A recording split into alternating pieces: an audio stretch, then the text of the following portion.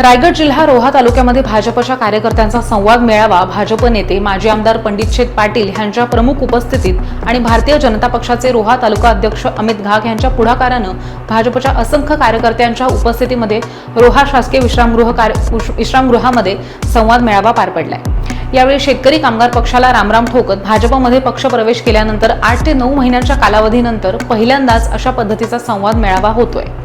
त्यामुळे आपण सर्वांनीच आपल्यामध्ये असलेले मतभेद हे दूर ठेवून नागरिकांना जास्तीत जास्त सोयी सुविधा आणि त्यांच्याशी संवाद साधत कामं करून भाजप पक्ष हा रायगडमध्ये नंबर 1चा कसा होईल याकडे लक्ष देऊयात। आणि अशातच महायुतीच्याच नेत्यांमध्ये रायगडचा पालकमंत्री पदाचा वाद समोर येतोय।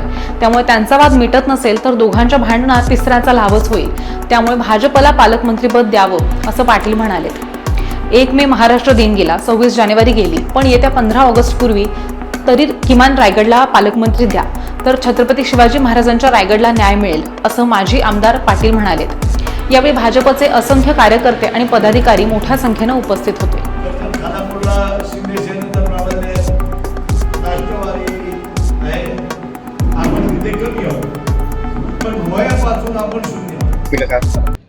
आता भाजपची भूमिका पंडित शेठ काय ठरवू शकत नाही, कारण त्यांचं जे पार्लमेंटरी बोर्ड आहे आणि स्वतः मुख्यमंत्री बीजेपीचे आहेत, त्यांना पण काय अडचणी असतील।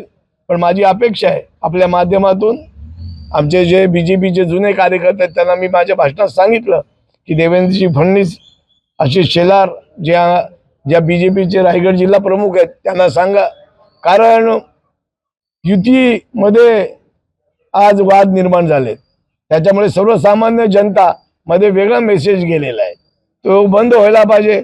विरोधी पक्षाबरोबर वाद व्हायला पाहिजे, न होता सत्तेतली 2 मंत्री एकमेकांच्यावर आरोप प्रत्यारोप करतात, त्याच्यामुळे या जिल्ह्याची बदनामी होते।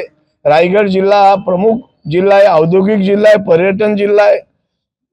पालकमंत्री नसल्यामुळे जिल्हा नियोजन मंडळाचं वाटप झालं नाही।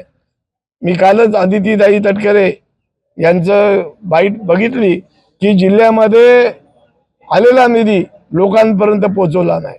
पण माझी अपेक्षा आहे 1 मे गेला, 26 जानेवारी गेली, पण 15 ऑगस्टच्या पूर्वी रायगडच्या पालकमंत्री पदाचा तिढा सुटला पाहिजे, तरच खऱ्या अर्थाने छत्रपती शिवाजी महाराजांच्या रायगड जिल्ह्याला न्याय मिळेल आणि खऱ्या अर्थाने रायगड जिल्ह्याचा जो विकास जो थांबलेला आहे तो निश्चित मार्गस्थ होईल।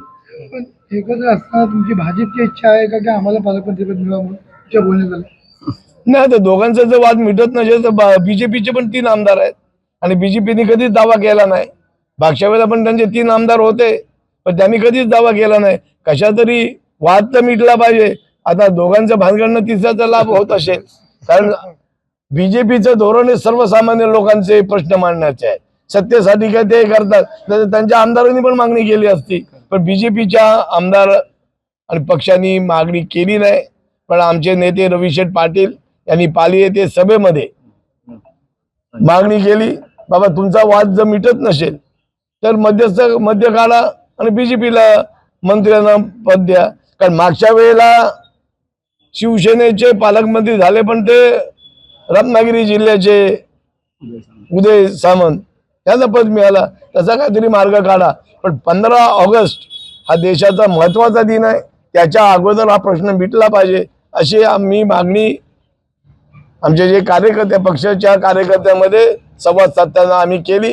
तसा मेसेज तुम्ही आमचे रायगड जिल्ह्याचे जे प्रमुख आहेत धैर्यशील पाटील आहेत, त्याचबरोबर आशिष शेलार आहेत, जे जुने आमचे प्रमुख आहेत तालुका अधिकारी, त्यांना मी सांगितलं। निश्चित पण मला खात्री आहे की 15 ऑगस्ट पर्यंत हा प्रश्न सुटेल।